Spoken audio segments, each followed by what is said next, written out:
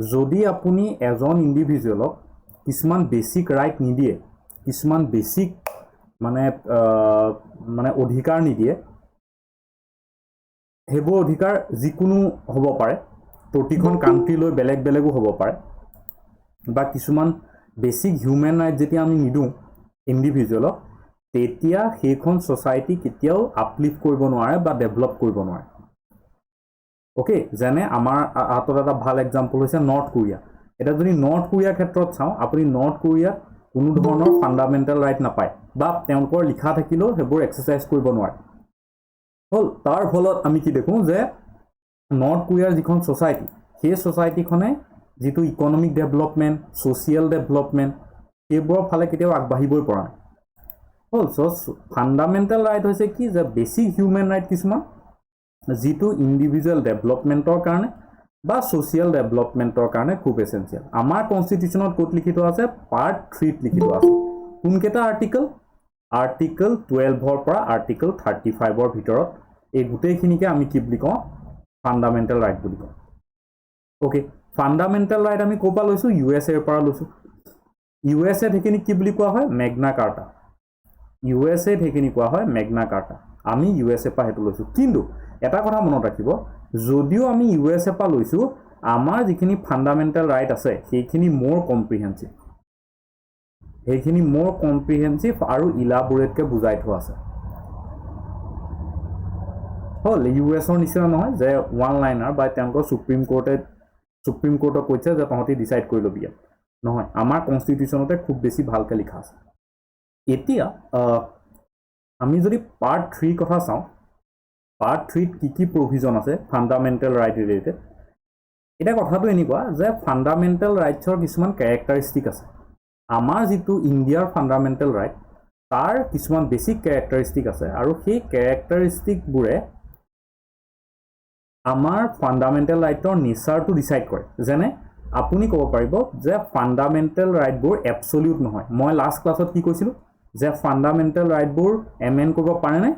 আপোনালোকে কৈছিলে পাৰে, হয়নে? চ' যদি পাৰে তেতিয়াহ'লে সেইটো এবছলিউট নহয়, মানে ইয়াৰ কিছুমান লিমিট আছে। ফাণ্ডামেণ্টেল ৰাইটৰ কিছুমান লিমিট আছে, বুজি পাইছোঁ? যেনে এনেকুৱা, আপুনি নিজৰ ফাণ্ডামেণ্টেল ৰাইটটো এক্সাৰচাইজ কৰিবলৈ গৈ আপুনি বেলেগৰ ৰাইট এনক্ৰ'চ কৰিব নোৱাৰে। যেনে এটা এক্সাম্পল দিওঁ, ধৰক এনেকুৱা, আপোনাৰ হাতত আছে ধৰক ৰাইট টু এক্সপ্ৰেছ। হ'ল, আপুনি যেনিবা ফ্ৰীডম অফ এক্সপ্ৰেছন আছে আপোনাৰ। এতিয়া আপোনাৰ ওচৰত ফ্ৰীডম অফ এক্সপ্ৰেছন আছে বুলি আপুনি গৈ পাব্লিক প্লেচ এটাত ৰাস্তাৰ মাজত গৈ জোৰত খুব জোৰত চিঞৰি থাকিব পাৰিবনে? এঘণ্টা দুঘণ্টামান বোলে মোৰ ৰাইট টু এক্সপ্ৰেছন আছে আৰু মই চিঞৰি থাকিম। আপুনি পাৰিবনে? নোৱাৰে। কিয়? কাৰণ যদি আপুনি সেইটো কৰে, বেলেগৰ ৰাইটছ কি হ'ব? ডিষ্টাৰ্ব হ'ব বা এনক্ৰ'চ হ'ব। চ' ফাণ্ডামেণ্টেল ৰাইটবোৰ কি হয়? এবছলিউট নহয়, তাৰ লিমিট আছে। আৰু লিমিট কেতিয়া আহিব? যেতিয়া আপুনি কাৰোবাৰ ৰাইট এনক্ৰ'চ কৰিব। Okay, next, fundamental rights are not permanent. মানে যদি তেনেকুৱা চিটুৱেশ্যন হয়, তেতিয়াহ'লে আপুনি কাৰোবাৰ ফাণ্ডামেণ্টেল ৰাইট কি কৰিব পাৰে? লৈও ল'ব পাৰে। যেনে আপোনালোকে ক'ভিডৰ টাইমত দেখিছিলেনে? ক'ভিডৰ টাইমত কি ক'লে যে লকডাউন দি দিলে আৰু কোনেও ঘৰৰ পৰা ওলাব নোৱাৰে। এতিয়া আপুনি যদি ক'ভিডৰ টাইমত এনেকৈ কয় যে মোৰ কনষ্টিটিউশ্যনে মোক ফ্ৰীডম অফ মুভমেণ্ট দিছে, হ'ল, ফ্ৰীডম অফ মুভমেণ্ট দিছে, চ' মই য'ত মন যায় ত'তে যাম, মাস্ক পিন্ধিও যাম, নিপিন্ধাকৈও যাম, মই নিপিন্ধাকৈ যাম, ফ্ৰীডম অফ মুভমেণ্ট, মই য'ত মন যায় ত'তে গুচি যাম। পাৰিবনে আপুনি যাবলৈ? নোৱাৰে। বুজি পাইছেনে? চ' কি দেখিলোঁ যে যেতিয়া চিটুৱেশ্যন আহিব, তেতিয়া আপোনাৰ সেই মানে ফাণ্ডামেণ্টেল ৰাইটটোৰ ওপৰত ৰেষ্ট্ৰিকশ্যনো লাগিব পাৰে। বুজি পাইছেনে? সেই ফাণ্ডামেণ্টেল ৰাইটটোৰ ওপৰত ৰেষ্ট্ৰিকশ্যনো লাগিব পাৰে। যেনে আপুনি নেশ্যনেল ইমাৰ্জেঞ্চি শুনিছে? আমাৰ যেতিয়া নেশ্যনেল ইমাৰ্জেঞ্চি হৈছিলে, তেতিয়া কি দেখিছিলোঁ আমি? যে আপুনি ঘূৰি ফুৰিব নোৱাৰে, আপোনাক এৰেষ্ট কৰিও লৈ যাব পাৰে, সেই ধৰণৰ। যদি মাৰ্চিয়েল ল লাগে, ছেইম নেশ্যনেল ইমাৰ্জেঞ্চি নিচিনা, যদি মাৰ্চিয়েল ল লাগি যায়, তেতিয়াও আপুনি কি কৰিব নোৱাৰিব? নিজৰ ফাণ্ডামেণ্টেল ৰাইটটো এক্সাৰচাইজ কৰিব নোৱাৰিব। আৰু সেইটো আপুনি প্ৰটেষ্ট কৰিব নোৱাৰে। এতিয়া আপুনি ক'ভিডৰ টাইমত ক'ব নোৱাৰে হল আৰু সেইটো কাম কোনে কৰিব পাৰে আপোনাৰ ফান্ডামেন্টাল ৰাইট আপোনাৰ পৰা কোনে কাঢ়ি ল'ব পাৰে যদি প্ৰয়োজন হয় সেইটো কাঢ়ি লৈ যাব পাৰে পাৰ্লিয়ামেন্টে সো পাৰ্লিয়ামেন্টে যদি দেখে যে কাৰবাৰ পৰা কিবা এটা পাৰ্টিকুলাৰ টাইমত ফান্ডামেন্টাল ৰাইটটো কাঢ়ি লৈ যাব পাৰে সেইটো পাৰ্লিয়ামেন্টে কৰিব পাৰে কিন্তু পাৰ্লিয়ামেন্টটো এনেকুৱা নহয় যে পাৰ্লিয়ামেন্টে যেতিয়াই তেতিয়া মনৰ মৰ্জিত কৰিব পাৰে নো যদি পাৰ্লিয়ামেন্টে নিজৰ মন মৰ্জিত কৰে তেতিয়া আপুনি ডাইৰেক্ট সুপ্ৰিম কোৰ্টক এপ্ৰোচ কৰিব পাৰে সো সেইটো আমি কি গম পালো যে ফান্ডামেন্টাল ৰাইটস আৰ জাস্টিসিয়েবল মানে এনেকুৱা যে পাৰ্টিকুলাৰ এটা সিচুৱেশনত এনেকুৱা এটা সিচুৱেশন এৰাইজ হৈছে যেটো সিচুৱেশনত পাৰ্লিয়ামেন্টে ভাবিছে যে এতিয়া আমি যেনেকৈ কোভিডৰ সময়তে হল নেশনাল ইমাৰ্জেন্সি মাৰ্শিয়েল ল এবোৰ সিচুৱেশন এতিয়া এই বুলি পাৰ্লিয়ামেন্টৰ সেই পাৱাৰটো আছে বুলি পাৰ্লিয়ামেন্টে যেনিবা কাবাৰ মানে বিৰোধী অপজিশনৰ বা তেনেকুৱা নিজৰ আইডিঅলজিৰ লগত কাবাৰ মেচ হোৱা নাই হেতু কাৰণে কাৰবাক এৰেষ্ট কৰি লওঁ কাবাক ফ্ৰীডম অফ এক্সপ্ৰেছনটো নাইকিয়া কৰি দিওঁ সেইবোৰ কৰিব নোৱাৰে যদি কৰে সেই মানুহজন ডাইৰেক্ট কি কৰিব পাৰে কাক এপ্ৰোচ কৰিব পাৰে ডাইৰেক্ট সুপ্ৰিম কোৰ্টক এপ্ৰোচ কৰিব পাৰে বুজি পাইছে মানে আপুনি ডাইৰেক্ট সুপ্ৰিম কোৰ্টক তেতিয়াহে এপ্ৰোচ কৰিব পাৰিব যেতিয়া আপোনাৰ ফান্ডামেন্টাল ৰাইট এনক্ৰোচ কৰা হ'ব নহলে বাকি সব ক্ষেত্ৰতে আপুনি তলৰ ফালৰ পাই যাব লাগিব ডিস্ট্ৰিক্ট কোৰ্ট হাই কোৰ্ট তাৰ পিছত সুপ্ৰিম কোৰ্ট বুজি পালো সো আপুনি লেয়াৰ বাই লেয়াৰ হে যাব পাৰিব আপুনি হাই কোৰ্ট যাব পাৰিব তাৰ পিছতহে সুপ্ৰিম কোৰ্ট যাব পাৰিব কিন্তু কিহৰ ক্ষেত্ৰত ফান্ডামেন্টাল ৰাইটৰ ক্ষেত্ৰত হেতু নহয় ওকে এখিনলৈকে বুজিলো আমাৰ যেটো কনস্টিটিউশনে আমাক 6টা ফান্ডামেন্টাল ৰাইটৰ কথা কৈছে 6 ফান্ডামেন্টাল ৰাইটস কি আমি সবেই জানো মই জাস্ট বুজাবৰ কাৰণে এবাৰ কৈছো ৰাইট টু ইকুৱেলিটি এটা হৈছে ৰাইট টু ইকুৱেলিটি কথা আমি ক'ত কৈছো আৰ্টিকল 14 to 18 ত আমি ৰাইট টু ইকুৱেলিটি কথা কৈছো হল 2 নম্বৰ ৰাইট টু ফ্ৰীডমত আমি কোনটো কথা কৈছো 19 20 21A and 22 এইকেইটাত আমি ৰাইট টু ফ্ৰীডমৰ কথা কৈছো 3 নম্বৰটো হৈছে ৰাইট এগেইনষ্ট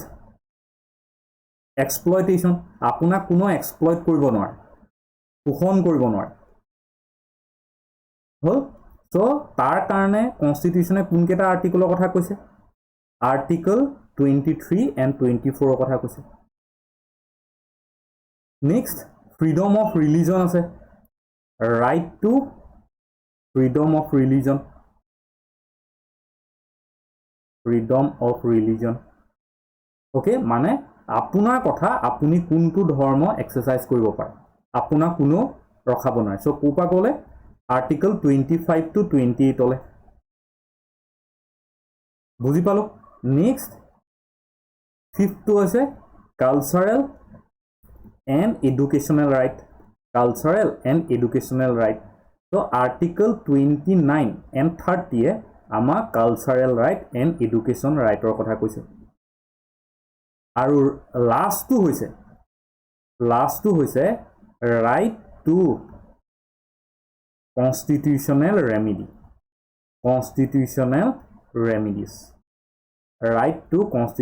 ৰেমিডিজ মানে আৰ্টিকল 32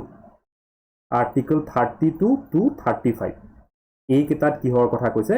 যে ৰাইট টু কনষ্টিটিউচনেল ৰেমিডিছৰ কথা কৈছে মানে ফান্ডামেন্টাল ৰাইটটো দিলেই নহব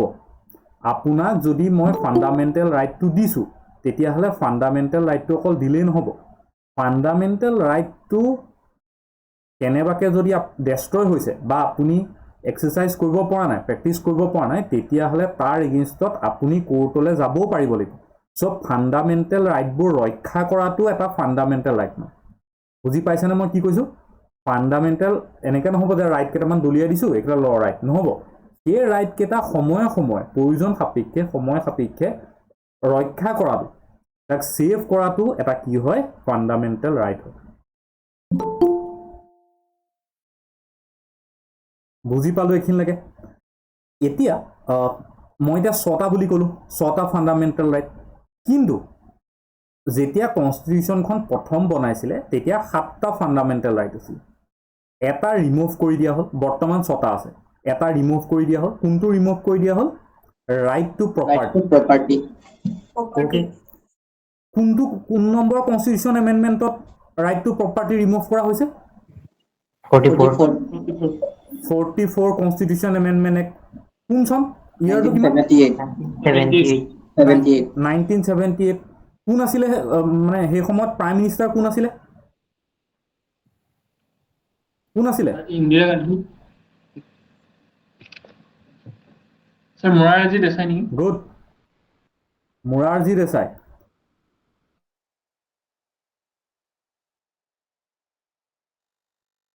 সেয়াই আমাৰ প্ৰিপেৰেশ্যন হৈছে ন এতিয়া ক'ত ভৰাই দিলে তাৰপৰা এইটোৱে আনি পেলাই ৰাইট টু প্ৰপাৰ্টি হা 308 ভৰাই দিলে আৰু 308 ভৰাই এইটো লিগেল ৰাইট কৰি পেলালে ই হৈছে লিগেল ৰাইট মানে আপুনি কি কৰিব পাৰে জুডিচিয়াৰীক এপ্ৰ'চ কৰিব পাৰে কিন্তু সেইটো আপুনি ফাণ্ডামেণ্টেল ৰাইট হিচাপে কৰিব নোৱাৰে বুজি পালোনে এইটোৱে এইকেইটাই হৈছে আমাৰ ফাণ্ডামেণ্টেল ৰাইট 6টা আছিলে এটা আগত ৰিমুভ কৰি দিয়া হ'ল ওকে এতিয়া প্ৰথম পৰা আহোঁ আৰ্টিকল 12ৰ পৰা এটা চাব আৰ্টিকল 12ত কি কথা কৈছে যে ইয়াত এটা কথাই কৈছে ডেফিনিশ্যন অফ ষ্টেটৰ ডেফিনিশ্যনৰ কথা কৈছে ষ্টেট মানে কি সেইটো কথা বুজোৱা হৈছে ষ্টেট যি ল অৰ্ডাৰ অৰ্ডিনেন্স এইবোৰ কিবা কিবি বনাব পাৰে এতিয়া যেতিয়া ষ্টেট বুলি কৈছে আপুনি যদি আমাৰ কনষ্টিটিউশ্যনখন পঢ়ে যিখন বিয়াৰ এক্ট সেই বিয়াৰ এক্টখন পঢ়ে তেতিয়া আপুনি দেখিব যে তাত ষ্টেট বুলি লিখে তাত কোনো গভৰ্ণমেণ্ট বুলি নিলিখে তাত কোনো পাৰ্লিয়ামেণ্ট বুলি নিলিখে তাত প্ৰতিবাৰে ষ্টেট কোনে কামটো কৰিছে ষ্টেটে এই ষ্টেট বুলি যে লিখে মানে তাত কি বস্তু ইনক্লুড থাকে গভৰ্ণমেণ্ট বডিজ যিমানবিলাক গভৰ্ণমেণ্ট বডি আছে সেইবোৰ ইনক্লুড থাকে হ'ল যিখিনি লোকেল অথৰিটি থাকে হ'ল ই গ্ৰাম সভা বা পঞ্চায়তৰ কথাও ক'ব পাৰে লোকেল অথৰিটি আৰু কাৰ কথা মেনশ্যন থাকে পাৰ্লিয়ামেণ্টৰ কথাও মেনশ্যন থাকে আৰু কাৰ কথা মেনশ্যন থাকে ডাইৰেক্ট গভৰ্ণমেণ্টখনৰ কথাও মেনশ্যন থাকে আৰু কাৰ কথা চেণ্ট্ৰেল গভৰ্ণমেণ্ট আৰু থাকে ষ্টেট গভৰ্ণমেণ্ট চ' যেতিয়া ষ্টেট বুলি কৈছে আৰ্টিকল 12ত তেতিয়া এই গোটেই বডিকেইটা কিন্তু চৰ্তটো কি হ'ব লাগিব যে এই গোটেই বডিকেইটা ইণ্ডিয়াৰ টেৰিটৰীৰ ভিতৰত থাকিব লাগিব ইণ্ডিয়াৰ টেৰিটৰীৰ ভিতৰত যদি government body local authority parliament central government state government হয় তেতিয়া আমি সেইখিনি ষ্টেট বুলি ক'ম ওকে আৰ্টিকল 13 কি কৈছে আৰ্টিকল 13 কৈছে যে এনি ল যিকোনো এটা ল যদি ইনকনসিস্টেন্স ইয়াত এটা আৰ্টিকল 12 টা আৰু হ'ব নেকি হা কোনটো আৰ্টিকল 12 টা আৰু হ'ব নেকি আৰ্টিকল 12 টো হৈছে যে ষ্টেটৰ ডেফিনিশ্যনটো দিছে যে ষ্টেট মানে government body local authority parliament central government আৰু ষ্টেট গভৰ্ণমেণ্ট চ' ষ্টেটে কিবা এটা কাম কৰা মানে এই গোটেইকেইটা বডিৰ কথা বুজাব যিকোনো হ'ব পাৰে কিন্তু চৰ্তটো হ'ব লাগিব যে গোটেইকেইটা বডি ইণ্ডিয়াৰ টেৰিটৰীৰ ভিতৰৰ বডি হ'ব লাগিব আৰ্টিকল 13ত ক'লে যে ইনকনসিস্টেন্স এণ্ড কণ্ট্ৰভাৰ্চিয়েল যদি পাৰ্লিয়ামেণ্টে বা ষ্টেটে ধৰক ষ্টেটে এটা ল বনালে যিটো ল ইনকনসিস্টেন্স হয় আৰু কণ্ট্ৰভাৰ্চিয়েল হয় কাৰ লগত উইথ এফআৰ যদি ফাণ্ডামেণ্টেল ৰাইটৰ লগত এটা ল বা এটা অৰ্ডাৰ ল এণ্ড অৰ্ডাৰ যিকোনো হ'ব পাৰে যদি ইনকনসিস্টেন্স হয় বা কণ্ট্ৰভাৰ্চিয়েল হয় মানে সেইটোৰ লগত কনফ্লিক্টিং হয় সেই লটোৱে যদি কেনেবাকৈ কাৰোবাৰ ফাণ্ডামেণ্টেল ৰাইট হাৰ্ম কৰা নিচিনা বুজায় তেতিয়াহ'লে কি হ'ব সুপ্ৰিম কোৰ্টে সেই লটো কি বুলি ডিক্লেয়াৰ কৰিব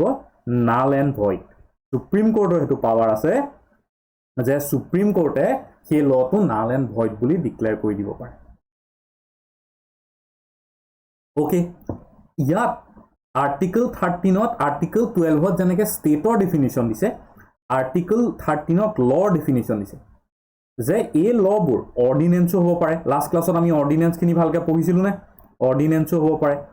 অৰ্ডাৰো হ'ব পাৰে বুজি পালোঁ টেম্পৰেৰী লও হ'ব পাৰে টেম্পৰেৰী ল হ'ব পাৰে যিকোনো ৰেগুলেশ্যনো হ'ব পাৰে যিকোনো হ'ব পাৰে মুঠতে কেনেবাকৈ ই যদি ফাণ্ডামেণ্টেল ৰাইট ধ্বংস কৰিছে তেতিয়াহ'লে কোৰ্টে ক'ব নাল এণ্ড ভইড অ'কে বুজি পালোঁ কিন্তু ইয়াতে এটা এক্সেপশ্যন আছে কি এক্সেপশ্যনৰ কথা ক'লে ইয়াত এটা এক্সেপশ্যনৰ কথা ক'লে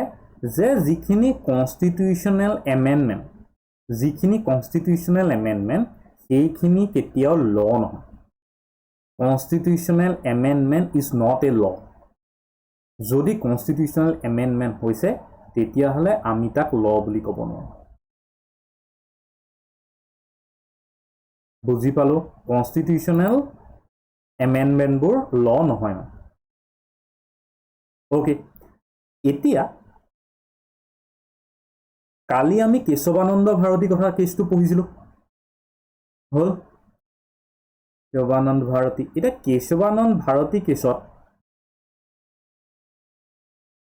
কেশৱানন্দ ভাৰতী কেছত কথাটো ক'লে যে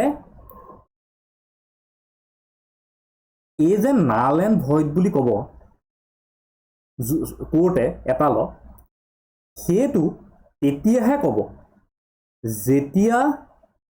কেনেবাকৈ সেই লটোৱে সেই একখনে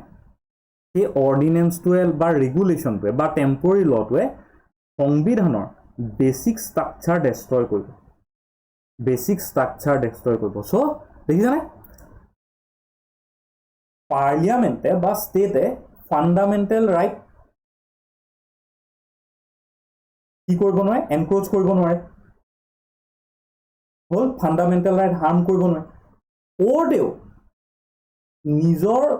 এনেকুৱা নহ'ব লাগিব যে কোৰ্টে বোলে কোৰ্টৰ মন গৈছে এই লটো আমি নাল এণ্ড ভইড বুলি কৰিলোঁ সেইটো কৰিব নোৱাৰিব অ'কে চ' কোৰ্টৰ ৰেষ্ট্ৰিকশ্যন কি যে তেতিয়াহে সিহঁতি কোৰ্টে নাল এণ্ড ভইড বুলি ক'ব যেতিয়া সেই এক বা লখনে কি কৰিব মানে কনষ্টিটিউশ্যনৰ বেচিক ষ্ট্ৰাকচাৰটো হাৰ্ম কৰিব অ'কে চ' খেলটো বুজিলোঁ ষ্টেটে কি হাৰ্ম কৰিব নোৱাৰে ফাণ্ডামেণ্টেল ৰাইট হাৰ্ম কৰিব নোৱাৰে যদি হাৰ্ম কৰে নাল এণ্ড ভইড বুলি ক'ব নাল এণ্ড ভইড বুলিও যেতিয়া তেতিয়াই ক'ব নোৱাৰিব চাই ল'ব লাগিব যে কেনেবাকৈ সেইখিনিয়ে বেচিক ষ্ট্ৰাকচাৰ ধ্বংস কৰিছে নি যদি য়েছ বেচিক ষ্ট্ৰাকচাৰ ই ডেষ্ট্ৰয় কৰিছে তেতিয়াহ'লে আমি তাক নাল এণ্ড ভইড ক'ম অ'কে বুজি পালোঁ এটা কথা মনত ৰাখিব বেচিক ষ্ট্ৰাকচাৰৰ কথা কনষ্টিটিউশ্যনৰ ক'তো লিখি থোৱা নাই অ'কে চ' সেইটো এটা ইম্পৰ্টেণ্ট পইণ্ট যে ক'তো সেইটো লিখি থোৱা নাই ৰিটেন নহয় আৰ্টিকল 14 এতিয়া আৰ্টিকল 14ত যিটো আমি ফাৰ্ষ্ট ফাণ্ডামেণ্টেল ৰাইট বুলি কওঁ ৰাইট টু ইকুৱেলিটি অ'কে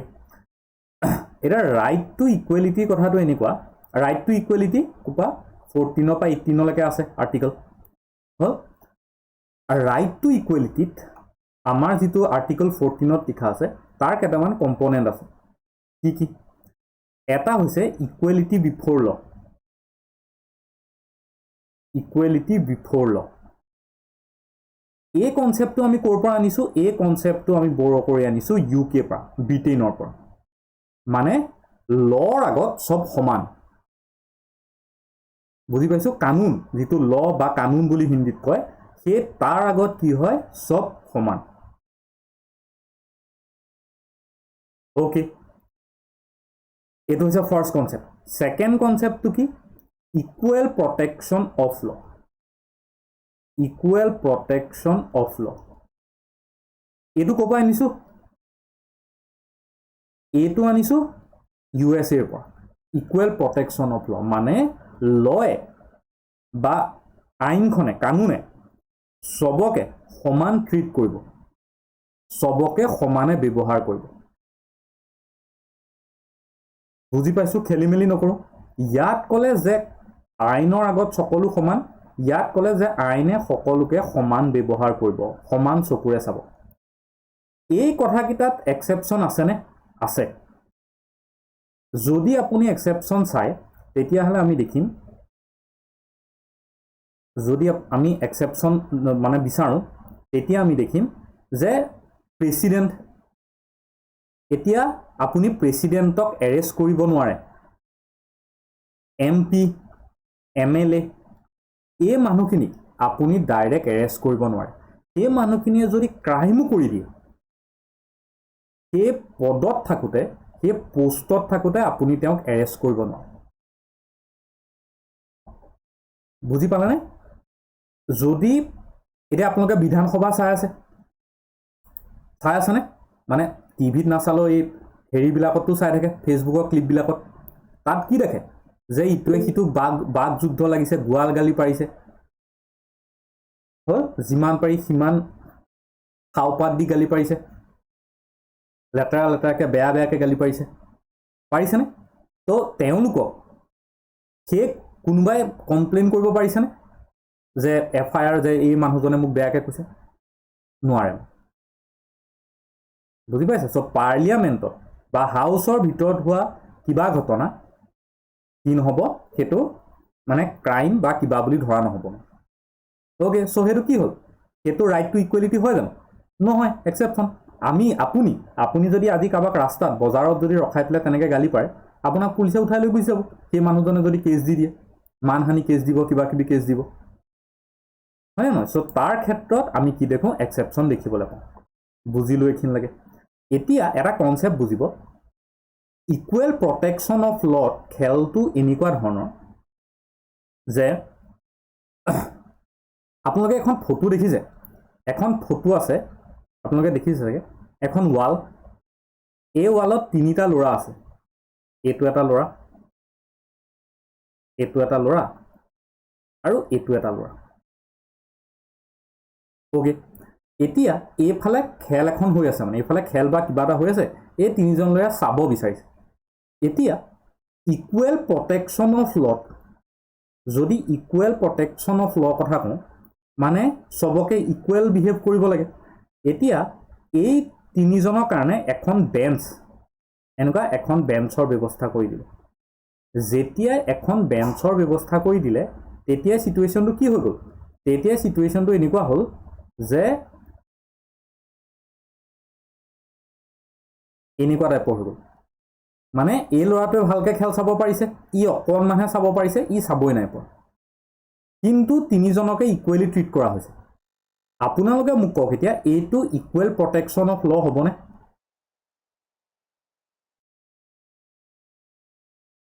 এইটোতো তিনিজনকে ইকুৱেলি বস্তুটো দিছে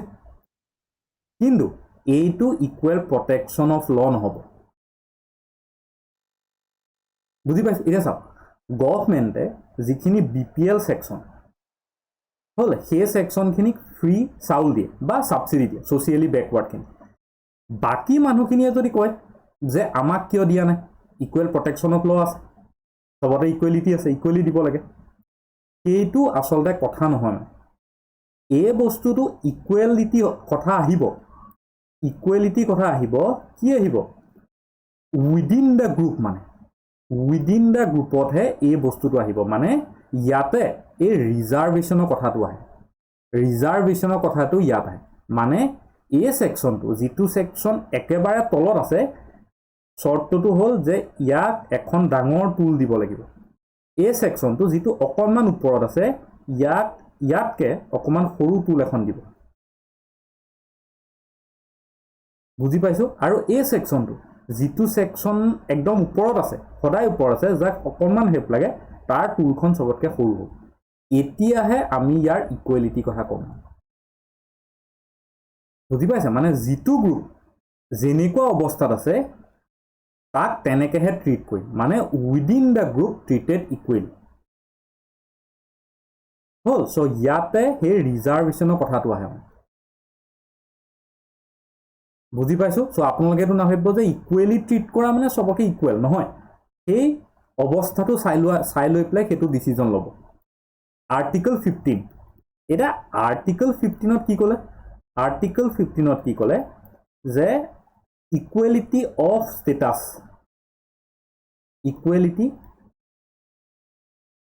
ষ্টেটাছ বা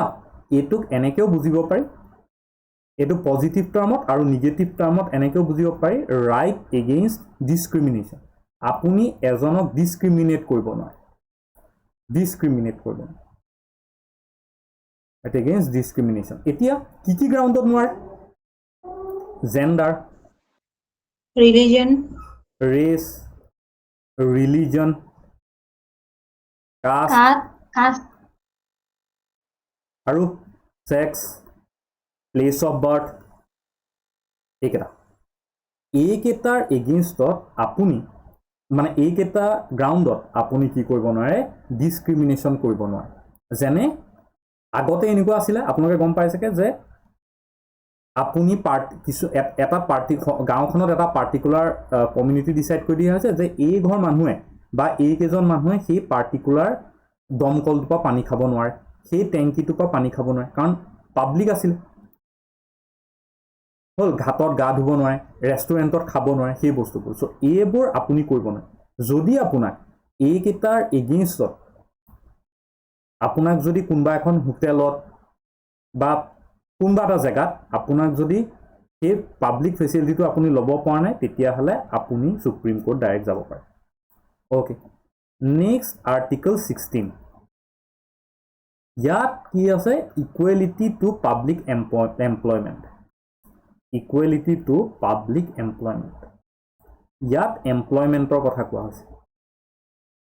এমপ্লয়মেণ্টত কি গ্ৰাউণ্ডত ছেম গ্ৰাউণ্ড কেইটাত যে gender race caste sex descent religion place of birth এইকেইটাৰ এগেইনষ্টত আপুনি কি কৰিব নোৱাৰে কোনো ধৰণৰ এমপ্লয়মেণ্টত বা আপোনাক চাকৰি নিদিয়াকৈ থাকিব নোৱাৰে এইকেইটাও ছাবজেক্ট মানে ষ্টেটৰ ওপৰত কথা মানে ষ্টেটে যদি ভাবে যেনেকৈ আমাৰ অসমত এইটো ডিমাণ্ড উঠি থাকে যে যিটো প্লেচ অফ বাৰ্থ সেই প্লেচ অফ বাৰ্থৰ মানে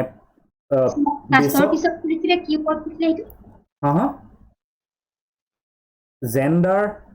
ৰেচ কাষ্ট ছেক্স ডিচেঞ্চি মানে যিটো মৰেলিটিটো religion and place of birth okay এইকেইটা বেচিছত আপোনাক চাকৰি নিদিওঁ বুলি ক'ব নোৱাৰে কিন্তু সেইটো ষ্টেটৰ পাৱাৰ থাকে যে ষ্টেটে সেইকেইটাটো মডিফাই কৰিব পাৰে তাতো কিছুমান এক্সেপশ্যন থাকে মই চবৰে এক্সেপশ্যনবোৰ কোৱা নাই বহুত এক্সেপশ্যন আছে আৰ্টিকল 16.4টো ইম্পৰ্টেণ্ট কাৰণ ইয়াত কিহৰ কথা কৈছে প্ৰমোশ্যন এণ্ড ৰিজাৰ্ভেশ্যন ইন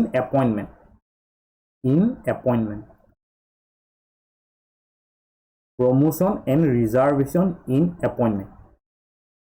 এতিয়া ইয়াৰ ক্ষেত্ৰত এনেকুৱা যে হেৰিটোতো হৈ যাব আপুনি ৰিজাৰ্ভেশ্যনৰ ফেচিলিটিটো লৈ আপুনি চাকৰি পাই গ'ল সেই ফেচিলিটিটো লৈ আপুনি চাকৰি পোৱাৰ পিছত যেতিয়া আপোনাৰ প্ৰমোশ্যন হ'ব সেই প্ৰমোশ্যনত আপুনি সেই ফেচিলিটিটো আকৌ পাবনে বুজি পাইছে কাৰণ মানে আপুনি চাকৰিটো পাই গ'ল ৰিজাৰ্ভেশ্যনৰ পিছত মানে আপুনি সেই তলৰ শ্ৰেণীৰ পৰা ওপৰলৈ গুচি গ'ল ত' প্ৰব্লেমটো হ'ল যে এতিয়া আপোনাক দিব নাই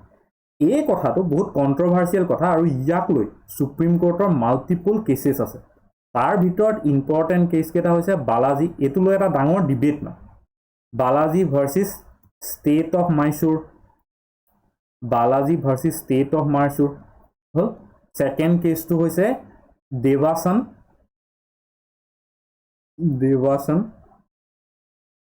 ভাৰ্চিছ ইউনিয়ন অফ ইণ্ডিয়া হ'ল আৰু চবতকৈ famous case Indira Sawhney case শুনিছোঁ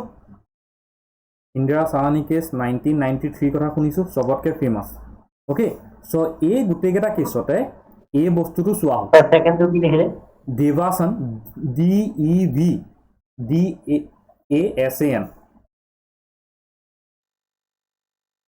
অ'কে এতিয়া এই ইন্দিৰা চাহানী কেছটোত কি হ'ল যে 9 বেঞ্চৰ জাজ বহিলে 9 বেঞ্চৰ জাজ আৰু এই 9 বেঞ্চৰ জাজটোৱে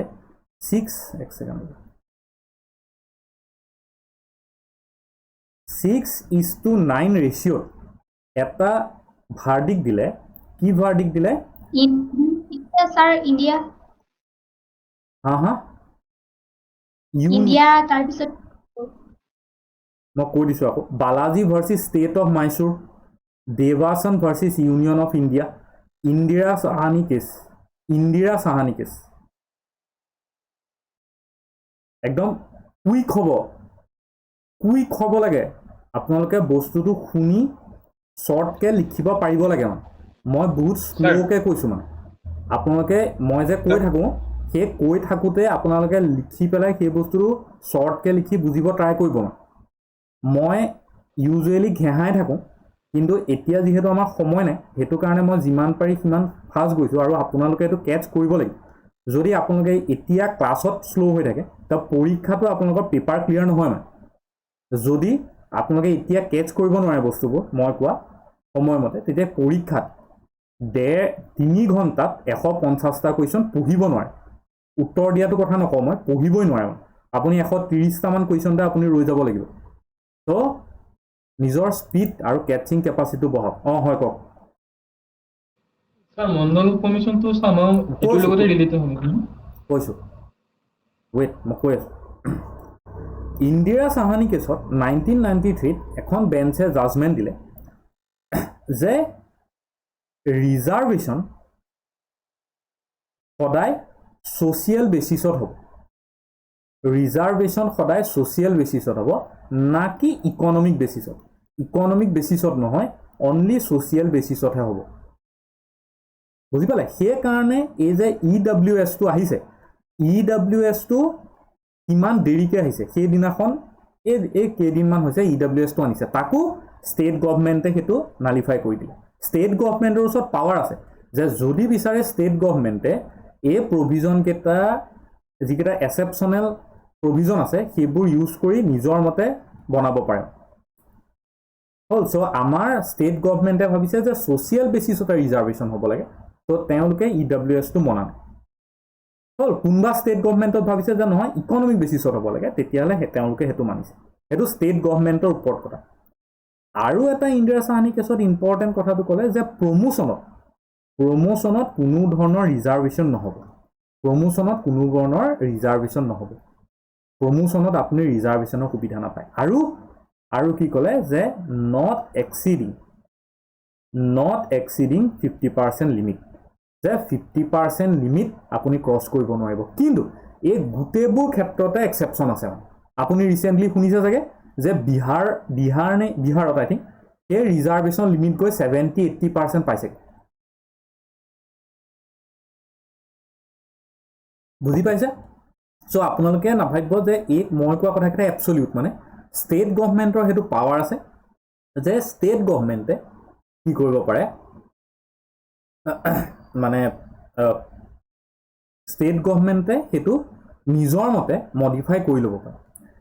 এতিয়া এই যে ইন্দিৰা সাহানী কেছটো ক'লোঁ মই 1993 যিটো কেছ আহিলে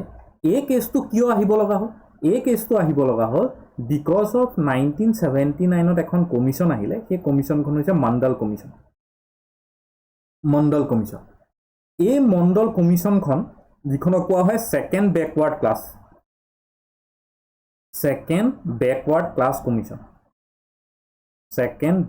ক্লাছ কমিশ্যন এইখনত কি ক'লে যে ৰিজাৰ্ভেশ্যন টু OBC আদাৰ বেকৱাৰ্ড ক্লাছ কিমান কৰি দিলে 27% কৰি দিলে বুজি পালোঁ 27% কৰি এইটো কিন্তু ইয়াত এটা কথা ক'লে যে 50% লিমিটতকৈ ক্ৰছ কৰিব নহ'ব 50% লিমিটতকৈ ক্ৰছ কৰিব নহ'ব ইয়াতো সেইটো কথা কৈছিলে আৰু সেইটো কথা তাত মানি ল'লে অ'কে এইখিনিৰ পিছত এটা খুব ডাঙৰ এই যে এতিয়া যে হেৰি ঘটনাটো হ'ল EWSৰ যিটো ভাৰ্ডিক্ট আহিলে আপোনালোকে এইটো নাভাবিব যে প্ৰথমবাৰৰ বাবে সেই কথাটো কামটো কৰা হৈছে ফাৰ্ষ্ট টাইম VP সিং গভৰ্ণমেণ্টত যেতিয়া VP সিং PM আছিলে VP সিং গভৰ্ণমেণ্টে ফাৰ্ষ্ট টাইমৰ কাৰণে ইকনমিকেলি বেকৱাৰ্ড ক্লাছখিনিক ৰিজাৰ্ভেশ্যন দিছিল ভিপি সিঙে ইকনমিকেলি বেকৱাৰ্ড যিটো ক্লাছ আছিলে সেইখিনিক ফাৰ্ষ্ট ৰিজাৰ্ভেশ্যনৰ প্ৰভিজন দিছিলে চ' আপোনালোকে নাভাবিব যে এতিয়া যে আনিছে এইটোৱে EWSটোৱে প্ৰথম নহয় ভিপি সিং ফাৰ্ষ্ট অ'কে এইখিনিলৈকে বুজিলোঁ তিনিটা বস্তু বুজিব লাগে কি কি ইন্দিৰা চাহানী কেছ মণ্ডল কমিশ্যন আৰু এইটো কথা okay not applicable for promotion সেইটো মানে ৰিজাৰ্ভেশ্যন ইজ নট এপ্লিকেবল সেইটো দুইটা ক্ষেত্ৰতে মানে ষ্টেট গভৰ্ণমেণ্টৰ ক্ষেত্ৰত ষ্টেট গভৰ্ণমেণ্টে সেইটো ডিচিজন ল'ব যে মানে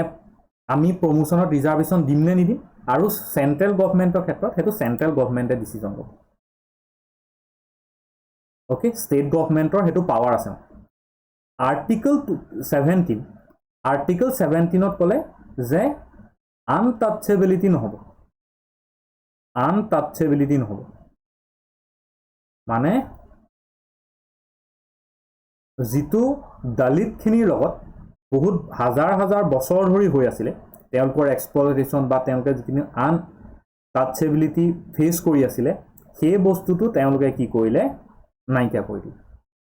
আৰ্টিকল 17 ক'লে যে কোনোবাই যদি কেনেবাকৈ আনটাচেবিলিটি প্ৰেক্টিছ কৰে হ'ল যে এই মানুহটোৱে কিবা এটা খাবলৈ দিছে বা মই হেৰি কৰিছোঁ তাক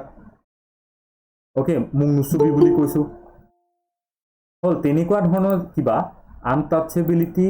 বা তেনেকুৱা ৰিলেটেড কিবা বস্তু প্ৰেক্টিছ কৰে তেতিয়াহ'লে তাৰ অৱস্থাটো বেয়া হৈ যাব অ'কে নেক্সট ক'লে আৰ্টিকল 18ত এবলিশ্যন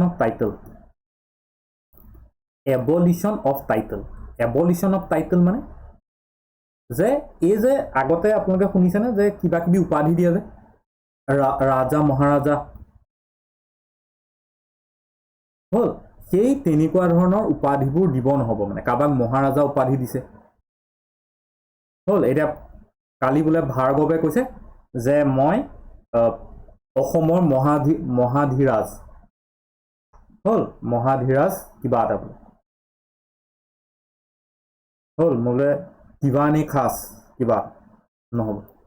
এইবোৰ উপাধি ল'ব নহ'ব মানে ষ্টেটে দিব নোৱাৰিব ষ্টেটে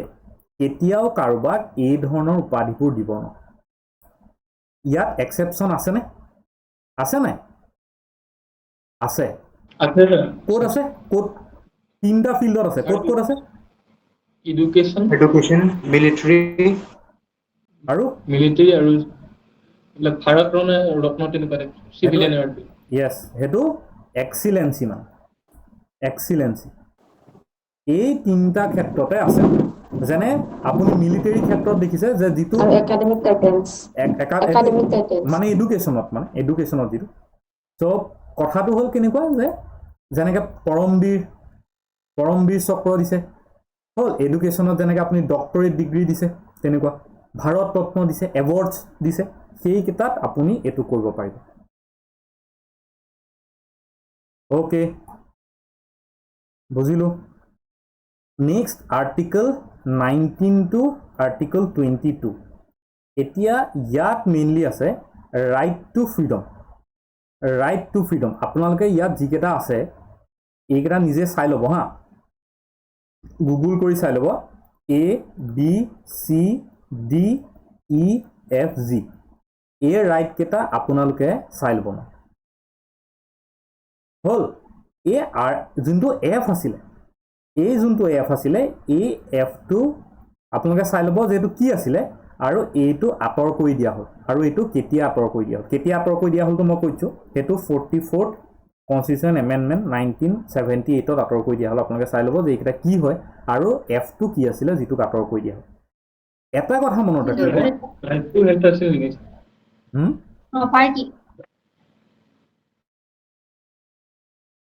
কি আছিলে কমেণ্ট বক্সত ক'ব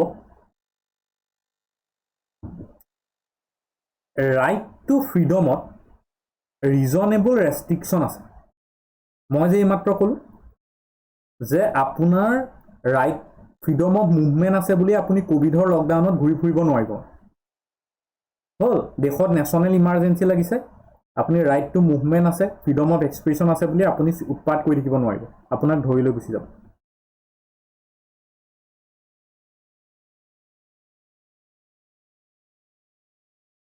ওকে বুজি পালোঁ যদি এইকেইটা মনত ৰাখিব বিচাৰিছে কিবা এটা শ্বৰ্টকাট দি পেলাই মনত ৰাখি যাব পাৰে এটা আপোনালোকে এইকেইটা চাবই নহয় মই এটা শ্বৰ্টকাট দি দিছোঁ এই শ্বৰ্টকাটটো আপুনি মনত ৰাখিব SAAMRO চামৰো বা চামাৰো যি বুলি আপুনি পঢ়ে এইটো এটা শ্বৰ্টকাট হয় এইটোৱে আপুনি এইকেইটা ৰাইটকেইটা মনত ৰাখিব পাৰে শ্বৰ্ট ট্ৰিক আপোনাৰ মনত ৰাখিবলৈ সুবিধা হ'ব ওকে স্যাৰ এই সামাৰোটো আৰেকবাৰ ৰিপিট কৰুন না প্লিজ এইটো এটা শ্বৰ্ট ট্ৰিক মানে এইটো মই ফুল মিনিংটো কৈ নিদিওঁ আপোনালোকক মই এইটো হোমৱৰ্ক দিছোঁ ন যে এইকেইটা আপোনালোকে চাব যে কি হয় মানে এই ফাণ্ডামেণ্টেল ৰাইটকেইটা কি হয় অ'কে চ' এই ফাণ্ডামেণ্টেল ৰাইটকেইটা আপুনি এই শ্বৰ্ট ট্ৰিকটোত পেলাই ল'ব মানে এই শ্বৰ্ট ট্ৰিকটোত আপোনালোকে পেলাই ল'ব আৰু আপোনালোকে এইটো মনত ৰাখিব হ'ল আৰ্টিকল 20 আহোঁ আৰ্টিকল 20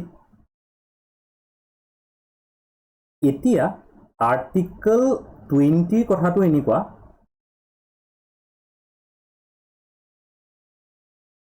যে ইয়াত তিনিটা বস্তু আছে আৰ্টিকল 20 যিটো মানে প্ৰটেকশ্যন এইটো হৈছে protection in respect to conviction of offences মানে আপোনাক যেতিয়া এৰেষ্ট কৰে লিখি লওক আপোনালোকে protection in respect of conviction for offenses এতিয়া এই কথাটো এনেকুৱা যে আপোনাক যেতিয়া কোনোবাই এৰেষ্ট কৰিব ধৰক কোনোবাই আপোনাৰ এগেইনষ্টত FIR এখন দিলে পুলিচ আহিলে পুলিচে আপোনাক এৰেষ্ট কৰিবলৈ আহিলে হ'ল পুলিচে যেতিয়া আপোনাক এৰেষ্ট কৰিব তেতিয়া তেওঁলোকে ইনে এৰেষ্ট কৰি লৈ যাব নোৱাৰে মানে তাত কিছুমান কথা থাকে প্ৰথম কথাটো হ'ল নো এই টাৰ্ম কেইটা লিখিব টাৰ্ম কেইটা পৰীক্ষাত আহিব no axe post ফেক্টো rule no axe post ফেক্টো rule no axe post ফেক্টো rule শুনিছোনে এইটো কথা কি যে ইয়াৰ কথাটো এনেকুৱা যে ধৰক এনেকুৱা যে পাৰ্লিয়ামেণ্টে আজি এখন ল বনালে যে কোনোবাই যদি ইনে মানে মই বুজাবলৈ আপোনালোকক কৈছোঁ যে কোনোবাই যদি ধৰক ৰাস্তাত থুই পেলাই ৰাস্তাত গৈ থাকোঁতে আমি পিকাই থাকোঁ ন আমাৰ মানুহবিলাকে ৰাস্তাত গৈ থাকোঁতে পিকাই থাকোঁ চ' পাৰ্লিয়ামেণ্টে যদি এনেকুৱা কৰিলে যে আজিৰ পৰা যদি কোনোবাই ৰাস্তাত পিক পেলায় বিমল খাই পেলাই যদি পিক পেলায় তেতিয়াহ'লে তাক লাইফ টাইম ইমপ্ৰিজনমেণ্ট দি দিব অ'কে এতিয়া সেইটো ধৰক লটো আজি বনালে 28/8/2024 এই লটো বনালে হ'ল আৰু ক'লে যে এই ডেটটোৰ পৰা এইটো ইমপ্লিমেণ্ট হ'ব যেতিয়া এটা ল বনালে এই ডেটটোত মিনছ এই ডেটটোৰ পিছৰ পৰাহে সেইটো এপ্লিকেবল হ'ব আজিৰ পৰা আগলৈকে যোনে ৰাস্তাত পিক পেলাইছিলে সেই মানুহখিনিক গৈ পুলিচে ধৰিব নোৱাৰে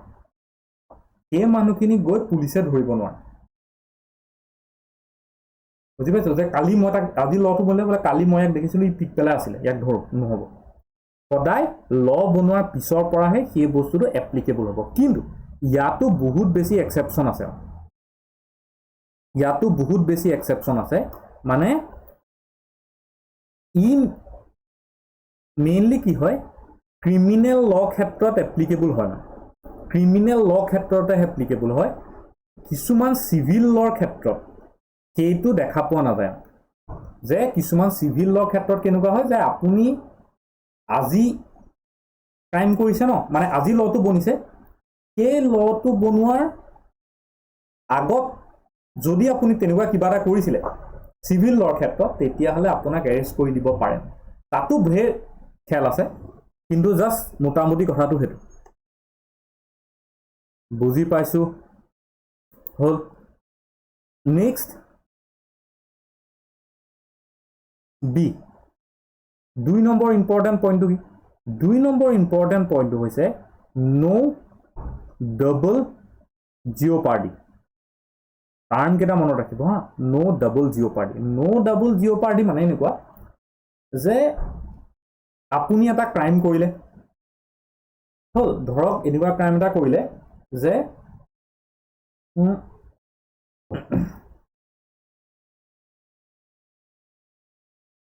কেইটামান ল'ৰাই কি কৰি আছিলে যে ৰাস্তাত খেলি আছিলে হ'ল আপুনি কি কৰিলে যে সিহঁতি যোনখন ষ্টেডিয়ামত মানে পাব্লিক ষ্টেডিয়াম এখনত খেলি আছিলে ৰ'ব এনেকৈ কওঁ মানে ধৰক এনেকুৱা হ'ল যে মানুহ ৰাস্তাত গৈ আছে আপুনি কি কৰিলে যে সেই ৰাস্তাটোৰ মানে তাত কিবা কিবি বস্তু আছিলে মানে পাব্লিক বস্তু আছিলে ধৰক লাইটৰ পোষ্ট আছিলে লাইট এটা লাগি থোৱা আছিলে হ'ল এম্বুলেঞ্চ এখন তাত ৰখাই থোৱা আছিলে কিবা কিবি আছিলে চ' সেইবোৰ আপুনি কি কৰিলে ভাঙি দিলে হ'ল গোটেই ৰাস্তাটো তেহেজ নেহেজ কৰি দিলে মানে খান্দি মেলি কিবা কিবি কৰি দিলে এতিয়া যে আপুনি যে সেই ৰাস্তাটো খান্দি পেলালে গোটেই লাইটৰ পোষ্ট ভাঙি পেলালে তাত থকা গাড়ী চাৰি কিবা কিবি ডেমেজ কৰি পেলালে আপোনাৰ এগেইনষ্টত FIR হ'ল যে এই মানুহটোৱে কি কৰিছে পাব্লিক প্ৰপাৰ্টি ডেমেজ কৰিছে এতিয়া তিনজন মানুহে আপোনাৰ এগেইনষ্টত কেছ দিলে যে আপুনি পাব্লিক প্ৰপাৰ্টি ডেমেজ কৰিছে তিনজন মানুহে কেছ দিয়াৰ কাৰণে আপুনি তিনিবাৰ বেলেগ বেলেগ শাস্তি নাপায় আপুনি এটাহে কাম কৰিছে সেইটোহে আপোনাৰ কাম যে আপুনি পাব্লিক প্ৰপাৰ্টি ডেমেজ কৰিছে চ' আপোনাক তাৰ কাৰণে এবাৰেই পানিছমেণ্ট দিব এটা ক্ৰাইমৰ কাৰণে এবাৰেই মানে শাস্তি পাব সি দুটা শাস্তি নাপায় দুজন মানুহে কেছ দিছে কাৰণে সি দুটা শাস্তি নাপায় বুজি পাইছো হ'ল আৰু লাষ্ট 3 নম্বৰ কথাটো হৈছে নো সেলফ ইনক্ৰিমিনেশ্যন এই কথাটো কি এই কথাটো হৈছে আপুনি সাপোজ এটা ক্ৰাইম কৰিলে এটা পুলিচৰ কাম কি বা সেই আপোনাৰ মানে যাৰ এগেইনষ্টত আপুনি ক্ৰাইমটো কৰিলে তেওঁৰ কাম কি তেওঁৰ যোনজন লয়াৰ হ'ব তেখেতৰ কাম হৈছে কি যে যিটো মানে গাৱাহি দিয়ে যে হ'ল যে এই মানুহটো এইটো ক্ৰাইম কৰিছে তেনেকুৱা নে যে ই বোলে মানে প্ৰত্যক্ষদৰ্শী এই মানুহজনে এই নামৰ মানুহজনে বিক মাৰি থাকোঁতে চি নামৰ মানুহটোৱে দেখি আছিলে হ'ল চ' চি হৈছে প্ৰত্যক্ষদৰ্শী গাৱাহ বুলি যিটো কয় চ' এজন মানুহ এতিয়া এই কেছটোত এ বিক মাৰি আছে চিয়ে দেখি আছে চিয়ে সাক্ষী মই টাৰ্মটো মনত দিলে সাক্ষী চিয়ে সাক্ষী দিলে এ নিজে সাক্ষী হ'ব নোৱাৰে ক্ৰাইমটো কোনে কৰিছে এ হয় নে চ' মই মোৰ এগেইনষ্টত কোনো ধৰণৰ সাক্ষী দিব নোৱাৰোঁ বুজি পাইছে যে হয় ময়ক মাৰি আছিলোঁ তেনেকৈ নিজৰ এগেইনষ্টত আপুনি সাক্ষী দিব নোৱাৰে আৰু সেইটো কনচিডাৰ কৰা নহ'ব পুলিচে তেনেকুৱা কৰিব পাৰে যে পুলিচে আপোনাক লৈ গ'ল আৰু কোবাই ক'লে যে তই মানিবই লাগিব তই কবি যে ময়ে দোষী হয় ময়ে ক্ৰাইমটো কৰিছোঁ হ'ল তেনেকুৱা যদি হয় আৰু তেওঁৰ এগেইনষ্টত একো প্ৰুফ নাই কিন্তু তেওঁ গৈ কৈছেগৈ হয় ময়ে দোষী তেওঁৰ এগেইনষ্টত একো প্ৰুফ নাই কোনো একো গম নাপায় কোনো এভিডেঞ্চ নাই তেতিয়াহ'লে সেইটো কোৰ্টে মানিবনে সেইটো নামানে ত' নো সেলফ ইনক্ৰিমিনেশ্যন কোনো নিজৰ সেলফ উইটনেছ বা সেলফ সাক্ষী নহ'ব মই মোক দেখিছোঁ মই মাৰি থকা সেইবোৰ নহ'ব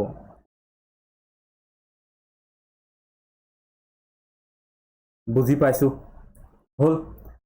এতিয়া নেক্সট এইটো বুজিলোঁ আৰ্টিকল 20 ইম্পৰ্টেণ্ট 3টা পইণ্ট কিবা সুধিছিলে কোনোবাই কিবা সুধিছিলে নিব বা মই কিবা উত্তৰ দিয়া নাই ঠিকে আছে হ'ল মই যদি স্পীড হৈছোঁ কৈ দিব মই তেতিয়া ৰৈ দিম মানে আৰ্টিকল 21 কোৱা হয় যে most fundamental এইটো হৈছে right to life okay right to লাইফৰ ক্ষেত্ৰত যে no one can deprive from life no one can be deprived from the life আপোনাক জীয়াই থকাৰ যিটো আপোনাৰ অধিকাৰ সেই অধিকাৰটো আপোনাৰ পৰা কোনেও কাঢ়ি ল'ব নোৱাৰে বুজি পালে যিমানবোৰ এইবোৰ যে ৰাইটবিলাক আছে যেনে ৰাইট টু প্ৰাইভেচি হ'ল এইবোৰ যিমান কিবা কিবি আছে ৰাইট টু শ্লিপ ধৰি লওক ৰাইট টু শ্লিপ কিবা কিবি যিমান সেইবোৰ উৎপাতাং বস্তুবোৰ আছে মানে সেইবোৰ চব আৰ্টিকল 21 আণ্ডাৰত আৰ্টিকল 21 আণ্ডাৰত অ'কে চ' আপোনাৰ পৰা আপোনাৰ লাইফৰ জীয়াই থকা অধিকাৰ কোনো কাঢ়ি ল'ব নোৱাৰে no one can be deprived from life but ইয়াত এটা কথা আছে but by procedure established by law মানে আপুনি তেতিয়াহে জীয়াই থাকিব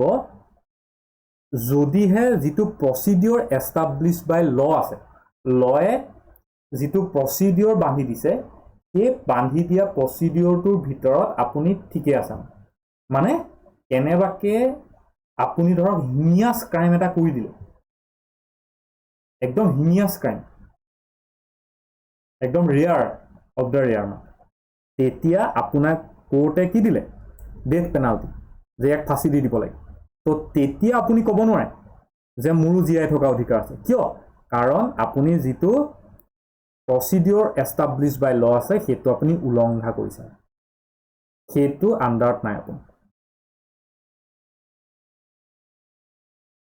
বুজি পালো যিটো গোপালন কেছ আছিলে ন গোপালন কেছটোত মানে কি হ'ল জাষ্ট মই কৈ দিছোঁ কথাটো গোপালন কেছটোত কি হ'ল যে এই ৰাইট টু লাইফ যিটো আৰ্টিকল 21 আছে এইটো বহুত নেৰ' বুলি ক'লে ইয়াৰ বহুত নেৰ' ষ্টেণ্ড যে জীয়াই থকা অধিকাৰ জাষ্ট জীয়াই থকা অধিকাৰ আছে হ'ল মানুহজনৰ যে জীয়াই থকা অধিকাৰ মেনকা গান্ধী কেছটোত সুপ্ৰিম কোৰ্টে সেই বস্তুটো সলাই দিলে আৰু ক'লে যে হোৱাইট ষ্টেন্স আছে নো অনলি জীয়াই থকা অধিকাৰ নহয় যে মানুহজন অনলি জীয়াই থাকিলেই নহ'ব যেনেকৈ এতিয়া দিল্লীত এনেকুৱা হৈছে যে মানুহ এটা জীয়াই আছে কিন্তু তেওঁৰ যিটো right to live in a healthy environment সেইটোতো ফাণ্ডামেণ্টেল ৰাইট হয় right to live in a healthy environment তেওঁ সেইটো পাইছেনে ৰাইট অফ ফ্ৰী মানে ফ্ৰী এণ্ড ক্লিন এয়াৰ তেওঁ কি হয় ফাণ্ডামেণ্টেল ৰাইট সেইটো তেওঁ পাইছেনে নাই পোৱা চ' মেনকা গান্ধী কেছটোত ক'লে যে অকল ৰাইট টু লাইফ মানে জীয়াই থকা অধিকাৰটো নহয় ইয়াৰ এটা ৱাইড ষ্টেন্স আছে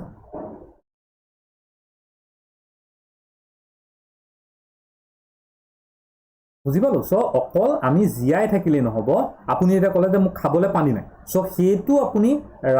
right to drink clean water so' সেইটো আপুনি ইয়াত 21 ভিতৰত ভৰাই দিয়ক সেইটো আপুনি 21 ভিতৰত ভৰাই দিয়ক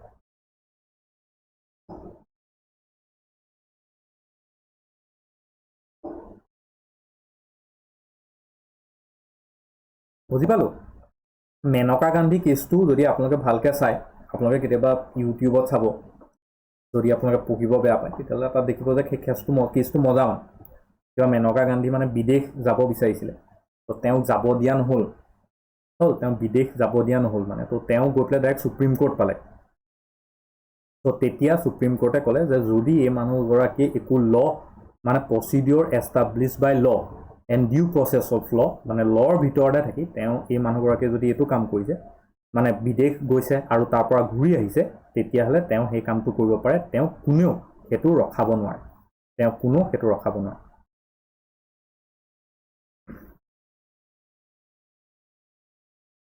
বুজি পালো সেইটো কথা এতিয়া মই এটা টাৰ্ম ক'লোঁ ডিউ প্ৰচেছ অফ ল আমাৰ কনষ্টিটিউশ্যনত এই কথাটো নাই due process of law just টাৰ্মটো মনত ৰাখি লওক এই বস্তুবোৰ যে আছে rule of law equality before law procedure establish by law due process of ল এই বস্তুবোৰ জাষ্ট আইডিয়া এটা থাকিব লাগে এই কথা ডিউ প্ৰচেছ অফ ল মানে যে যিবোৰ ল আনফেয়াৰ যিবোৰ ল হয় যে যিটোৱে কাৰোবাৰ ৰাইটছ ডেষ্ট্ৰয় কৰিছে কাৰোবাক ৰেষ্ট্ৰিকশ্যন লগাইছে হ'ল তেওঁ ল ভংগ নাই কৰা তেওঁ একদম ঠিক আছে তথাপিও তেওঁৰ অধিকাৰবোৰ লৈ দিছে তেতিয়াহ'লে সেইবোৰ নাল এণ্ড ভইড হৈ যাব নাল এণ্ড ভইড হৈ যাব আমাৰ কনষ্টিটিউশ্যনত ডিউ প্ৰচেছ অফ লৰ কথা মেনশ্যন নাই আমাৰ কনষ্টিটিউশ্যনত ডিউ প্ৰচেছ অফ লৰ কথা মেনশ্যন নাই অ'কে জাষ্ট জানি থ'লে হ'ব ইমান ডিটেইল নুসুধে মানে যেতিয়া আপোনালোকে ADRE পিছত যদি কেনেবাকৈ APSC কাৰণে পঢ়ে তেতিয়াহ'লে এটা এটা আৰ্টিকলৰ বিষয়ে আপুনি এটা আধা ঘণ্টা ক্লাছ পাব মানে এটা ক্লাছ আপুনি আধা ঘণ্টা পঢ়িব লাগিব ইমান ডিটেইলকৈ পঢ়িব লাগিব এটা সুপ্ৰিম কোৰ্টৰ জাজমেণ্টৰ কথা আপুনি বহুত ডিটেইলকৈ পঢ়িব লাগিব হ'ল আৰ্টিকল 21A আৰ্টিকল 21A টো নতুনকৈ এড কৰা যিটোত কোৱা আছে right to primary education right to primary education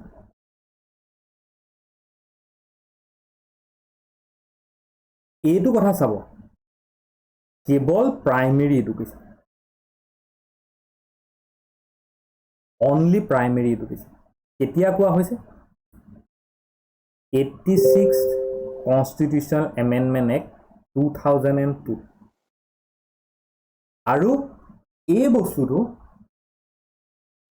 86th Constitutional Amendment Act 2002 টো বহুত ইম্পৰ্টেণ্ট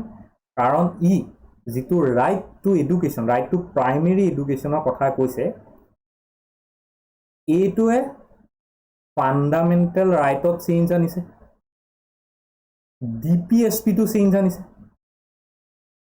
যে ষ্টেটে এজন চাইল্ডে এটা ল'ৰাই যাতে প্ৰাইমেৰী এডুকেশ্যনটো পায় সেইটো এনচিয়ৰ কৰিব লাগে আৰু ফাণ্ডামেণ্টেল ডিউটিটো চেঞ্জ আনিছে যে পেৰেণ্টছ বা গাৰ্জেনৰ সেইটো ৰেছপনচিবিলিটি যে তেওঁলোকে এনিহাও এজন ষ্টুডেণ্টক প্ৰাইমেৰী এডুকেশ্যন যাতে তেওঁ পায় সেইটো ব্যৱস্থা কৰিব লাগে সেইকাৰণে আমাৰ গভৰ্ণমেণ্টে ফ্ৰী প্ৰাইমেৰী এডুকেশ্যন হ'ল free distribution of books admission এইবোৰ কিবা কিবি ব্যৱস্থা কৰিছে অ'কে চ' এইটো এটা ক্ষেত্ৰতে ইম্পৰ্টেণ্ট যে এডুকেশ্যনৰ ক্ষেত্ৰত যিটো ৰাইট টু প্ৰাইমেৰী এডুকেশ্যন এইটো এই fundamental right DPSP fundamental duty তিনিটাতে এড কৰি দিছে অ'কে বুজিলোঁ চবে next article 22 article 22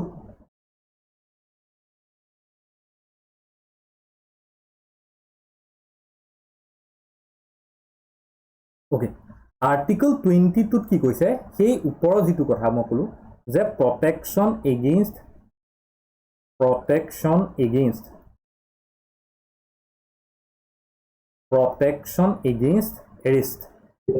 arrest and detention protection against arrest and detention এইটো কথা ক'ত কোৱা হৈছে আৰ্টিকল 22 কোৱা হৈছে ইয়াত দুই ধৰণৰ এৰেষ্ট বা ডিটেনশ্যনৰ কথা কোৱা হৈছে কি দুই ধৰণৰ এটা হৈছে পিউনিটিভ আৰু এটা হৈছে প্ৰিভেণ্টিভ এই দুই ধৰণৰ এৰেষ্টৰ কথা কোৱা হৈছে অ'কে এটা চাওক পিউনিটিভ ডিটেনশ্যন বা পিউনিটিভ এৰেষ্টটো এনেকুৱা ধৰণৰ ইয়াত তিনিটা বস্তু আছে প্ৰথম বস্তুটো হৈছে যে আপোনাক যেতিয়া চবেই এই কথাটো জানিব লাগে যে কোনোবাই যদি আপোনাক এৰেষ্ট কৰিবলৈ আহিছে এটা ছাডেনলি আপুনি ক্লাছ কৰি আছে নহয় দৰজা খুলি কোনোবা আপোনাক এৰেষ্ট কৰিবলৈ আহিছে সেই এৰেষ্ট কৰিবলৈ অহাজনে আপোনাক ক'ব লাগিব যে কিয় আপোনাক এৰেষ্ট কৰা হৈছে হোৱাই সেইটো নোকোৱাকৈ আপোনাক লৈ যাব নোৱাৰে বুজি পালোঁ আপোনাক ইনফৰ্ম নকৰাকৈ আপোনাক এৰেষ্ট কৰিব নোৱাৰে দুই নম্বৰ আপোনাক যদি এৰেষ্ট কৰিলে ধৰক আপোনাক এতিয়া এৰেষ্ট কৰিলে কেইটা বজাত 9টা বজাত আপোনাক এৰেষ্ট কৰিলে উইদিন 24 আৱাৰ্ছৰ ভিতৰত আপোনাক কি কৰিব লাগিব মেজিষ্ট্ৰেটৰ ওচৰত দাখিল কৰিব লাগিব আপোনাক দাখিল কৰিব লাগিব হ'ল আৰু আপুনি যিমানেই ক্ৰাইম কৰক যিমানেই হিনিয়াছ ক্ৰাইম কৰক বা যিয়ে নহওক আপুনি এজন লিগেল এডভকেট পাবই লিগেল ৱকিল এডভকেট আপোনাৰ কেছটোৰ কাৰণে পাবই জানে এটা হেৰি ক্ষেত্ৰত আপুনি দেখিছেনে এই কাছাবৰ ক্ষেত্ৰত এটা কাছাবে পাকিস্তানৰ পৰা আহি গোটেই মানুহখিনি মাৰি দিলে চবৰে চকুৰ আগতে সেইটোতো চবেই জানে কাছাব দোষী তথাপিও যেতিয়া কাছাবৰ কেছটো কোৰ্টত চলিছে তেতিয়া কাছাবক ফালৰ পৰা কাছাবক ৰিপ্ৰেজেণ্ট কৰিবলৈ এজন উকিল এলট কৰা হৈছে কপিল চিব্বালে কি কৰিছে কাছাবক ৰিপ্ৰেজেণ্ট কৰিছে আপোনালোকে শুনিছে ন মেৰে মুৱক্কিল দোস্ত বুলি কয় যে চিনেমাবিলাকত সেইটো মানে আপুনি যিয়ে নকৰক আপোনাক ৰিপ্ৰেজেণ্ট কোনোবাই কৰিবই লাগিব হ'ল তেতিয়াহে এই যিটো গোটেই প্ৰচিডিঅ'ৰ সেই প্ৰচিডিঅ'ৰটো শুদ্ধ বা সত্য বুলি মানি ল'ব এইটো নহয় যে ই ক্ৰাইম কৰিছে ইয়াক শাস্তি দিব লাগে দেই চবেই তাৰ বিৰোধিতা কৰে সেইটো নহয় এটা ছিষ্টেমতহে হ'ব মানে হ'ল আৰু ক্ৰিমিনেলজনকো মানে কি কৰিব ৰিপ্ৰেজেণ্ট কৰিব প্ৰিভেণ্টিভ ডিটেনশ্যন মানে আপোনালোকে বুজি পাইছে ইয়াত এটা কথাই যে এই মানুহটোৱে ক্ৰাইম এটা কৰিব পাৰে এটা সময়ত চ' তেনেকুৱা সন্দেহ হৈছে গতিকে তেওঁক এৰেষ্ট কৰিব লাগে তেওঁ কৰা নাই এতিয়ালৈকে এইটো নহয় যে তেওঁ কৰিবৰ কাৰণে ৰৈ থাকোঁ মানে আপোনালোকে যিমানবিলাক ল শুনিব তাত দেখিব যে ক্ৰাইমটো কৰিলেহে এৰেষ্ট কৰে কিন্তু এনেকুৱা যদি সন্দেহ হৈছে যে এই মানুহটোৱে ক্ৰাইমটো কৰিব পাৰে তেতিয়াও তাক এৰেষ্ট কৰিব প্ৰিভেণ্টিভ ডিটেনশ্যন বুলি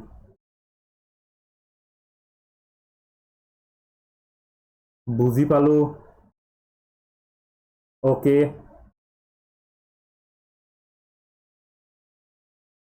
next article 23-24 next article 23-24 preventive detention punitive detention and preventive detention crime কৰাৰ আগতেই সন্দেহ কৰি এৰেষ্ট কৰিছে নাম্বাৰ বি অপশনটো কি আছিলে পিউনিটিভৰ 24 ঘণ্টাৰ ভিতৰত 24 আৱাৰ্ছৰ ভিতৰত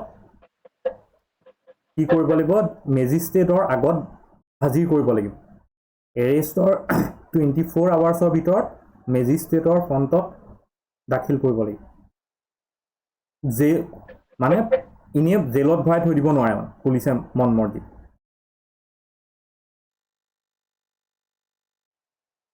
নেক্সট আৰ্টিকল 23 হ'ল 23 and 24 একো নাই 23ত কোৱা হৈছে যে হিউমেন ট্ৰেফিকিং ইয়াত কিছুমান কথা কোৱা হৈছে যেনে হিউমেন ট্ৰেফিকিং আপুনি কৰিব নোৱাৰিব হিউমেন ট্ৰেফিকিঙৰ এগেইনষ্টত অ'কে বা মানে human trafficking and forced labour এইটো prohibited human trafficking and forced labour prohibited আৰু 24ত ক'লে যে child labour prohibited child labour মানে যিটো বিল' 14 ইয়াৰ্ছ বিল' 14 ইয়াৰ্ছৰ ল'ৰা ছোৱালী আপুনি কি কৰিব নোৱাৰিব কামত কোনো খটাব নোৱাৰিব হ'ল বিশেষকৈ যিবিলাক হেজাৰ্ডাছ জেগা ডেঞ্জাৰাছ জেগা মানে ডেঞ্জাৰাছ প্লেচ লাইক মাইনিং এক্সপ্ল'চিভ সেইবোৰ কিবা কিবি কৰিব পাৰিব হ'ল ইয়াৰ এক্সেপশ্যনটো এনেকুৱা যে আপুনি ছেফ প্লেচত কৰাব পাৰিব হ'ল মানে পৰিস্থিতিটো এনেকুৱা হৈ যায় ন কেতিয়াবা এই ল'ৰাটোৰ ওপৰতে গোটেই ঘৰখনৰ ভাতমুঠি ডিপেণ্ড কৰে চ' আপুনি আপোনাৰ বয়স যদি 14 ইয়াৰ্ছতকৈ কম তেতিয়াও আপুনি কাম কৰিব পাৰিব কিন্তু ছেফ প্লেচতহে কৰিব পাৰিব আৰু স্কুল আৱাৰ্ছত নোৱাৰিব যিটো স্কুল আৱাৰ্ছত আপুনি নোৱাৰিব স্কুল আৱাৰ্ছৰ পিছত পাৰিব কিন্তু সেইটো ছেফ জেগা হ'ব লাগিব হেজাৰ্ডাছ প্লেচ বা ডেঞ্জাৰাছ প্লেচ হ'ব নহ'ব এতিয়া ইয়াত যে এইটো যে ক'লে ফ'ৰ্চ লেবাৰ ফ'ৰ্চ লেবাৰটোত এটা এক্সেপশ্যন আছে কি এক্সেপশ্যন আছে যদি কিছুমান চিটুৱেশ্যন আহি গ'ল য'ত ষ্টেটে ভাবিলে যে আপোনাক আমুক পাৰ্টিকুলাৰ কামটোত কৰাবই লাগিব তেতিয়া ষ্টেটে আপোনাক সেই কামটো কৰিবলৈ বাধ্য কৰিব পাৰে যেনে ছাপ'জ ধৰক ৱাৰ হ'ল আৰু এক্সট্ৰিম ৱাৰ হ'ল যেনিবা তেতিয়া যদি ষ্টেটে বিচাৰে যে মই এই চিটিজেনখিনিকো এই ৱাৰৰ কি কৰোঁ মানে ৱাৰটো কম্পালচৰি কৰি দিম চিটিজেনখিনিৰ কাৰণে তেতিয়া ষ্টেটে সেইটো কৰিব পাৰে বুজি পাইছো না ষ্টেটে সেইটো কৰিব পাৰে ওকে বুজি পালো নেক্সট আৰ্টিকল 25 and 28 ইজি হয় ফ্ৰীডম অফ ৰিলিজন এইটো ফ্ৰীডম অফ ৰিলিজনৰ কথা কোৱা আছে ফ্ৰীডম অফ ৰিলিজনত ইয়াত কি কথাটো কোৱা হৈছে মেইনলি 25ত কৈছে যে ফ্ৰীডম অফ কনচিয়াছনেছ যে আপোনাৰ কিবা এটা বিলিফ কিবা এটা বস্তুৰ ওপৰত বিশ্বাস কৰাৰ আপোনাৰ অধিকাৰ আছে এজন ইণ্ডিভিজুৱেলৰ তেওঁ যিকোনো এটা বিলিফ চিষ্টেম তেওঁ এডপ্ট কৰিব পাৰে মানে হ'ল তেওঁ যিটো কনচিয়াছ মাইণ্ড সেইটোৰ ওপৰত তেওঁ ফ্ৰীডম আছে কোনো বাধ্য কৰিব নোৱাৰে যে তই হিন্দু ধৰ্ম ল'বই লাগিব তই মুছলমান ধৰ্ম ল'ব ইছলাম ধৰ্ম ল'বই লাগিব তই বুদ্ধ ধৰ্ম ল'বই লাগিব তই খ্ৰীষ্টানিটি ল'বই লাগিব সেইটো আপুনি বাধ্য কৰাব নোৱাৰে কাৰণ তেওঁ কনচিয়াছ মতে তেওঁ যিটো মাইণ্ডছেট তেওঁ যিটো চিন্তা কৰি তেওঁ যিটো থট প্ৰচেছ সেই থট প্ৰচেছটোত যদি তেওঁ ভাবিছে যে খ্ৰীষ্টানিটিটো মোৰ কাৰণে ভাল ইছলামটো মোৰ কাৰণে ভাল তেতিয়াহ'লে তেওঁ সেইটো এডপ্ট কৰিব বুজি পাইছে যেনে ছাপ'জ কৰি লওক এ আৰ ৰেহমান এতিয়া এ আৰ ৰেহমানে হিন্দু আছিলে তেওঁ ভাবিলে যে ইছলামটো মোৰ কাৰণে ভাল চব আপুনি তেওঁক সেইটো ফ'ৰ্চ কৰিব নোৱাৰে তেওঁ সেইটো ফ্ৰীডম অফ কনচাইন্স আছে বুজি পাইছে সেইটো তেওঁ নিজৰ থট প্ৰচেছে ভাবি সেইটো ডিচাইড কৰিছে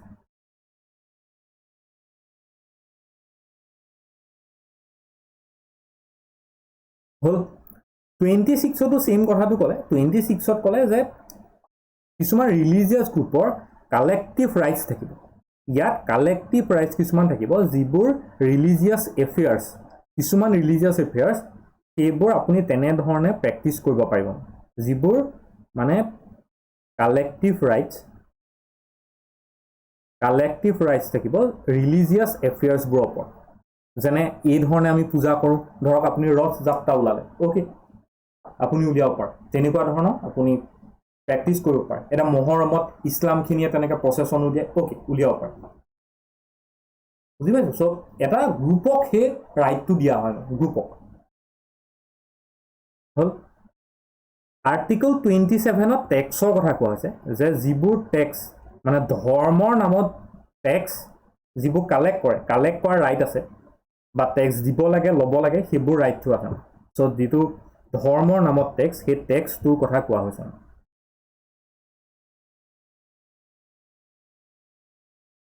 বুজি পালোঁ আৰু আৰ্টিকল 28ত যিবোৰ ইনষ্ট্ৰাকশ্যন সেই কিছুমান ইনষ্ট্ৰাকশ্যন দিব পাৰে মানে কিছুমান ৰিলিজিয়াছ ইনষ্টিটিউট বহাল হ'ল ৰিলিজিয়াছ ইনষ্টিটিউটত সেই ধৰণৰ ইনষ্ট্ৰাকশ্যনবোৰ দিব পাৰে ৰিলিজিয়াছ ইনষ্ট্ৰাকশ্যনবোৰ দিব পাৰে যেনে মাদ্ৰাছা সেই মাদ্ৰাছাবোৰে কি কৰে যে কিছুমান ইছলাম ধৰ্মৰ কিছুমান ৰিলিজিয়াছ কথাও তাত শিকায় সেইটো শিকাব পাৰে কিন্তু গভৰ্ণমেণ্ট এডেড স্কুলত সেইটো পাৰ্মিচিবল নহয় যদি কেনেবাকৈ সেইখন গভৰ্ণমেণ্ট এডেড স্কুল হয় তেতিয়াহ'লে আপুনি সেইটো শিকাব নোৱাৰিব সেইটো আপুনি তেতিয়াই শিকাব পাৰিব যেতিয়া সেইটো কি হ'ব ৰিলিজিয়াছ এখন স্কুল হ'ব ৰিলিজিয়াছ ইনষ্টিটিউট হ'ব অ'কে বুজি পালোনে নেক্সট বুজি পালোঁ ইজি হয় আপোনালোকৰ হোমৱৰ্ক যে আপোনালোকে আৰ্টিকল 29 and 30 পঢ়িব আৰু আৰ্টিকল 32 to 35 পঢ়িব মই অলপ কৈ দিম মই নেক্সট ক্লাছত অলপ কৈ দিম তথাপিও আপোনালোকে নিজৰ ফালৰ পৰা এইখিনি পঢ়ি আহিব এই দুটা পাৰ্ট আপোনালোকে কমপ্লিট কৰি আহিব তেতিয়া আমাৰ ফাণ্ডামেণ্টেল ৰাইটটো কমপ্লিট হৈ যায় আৰু ফাণ্ডামেণ্টেল ৰাইটৰ পৰা প্ৰতিবাৰে আমি দেখোঁ এটা বা দুটা কুৱেশ্যন আহে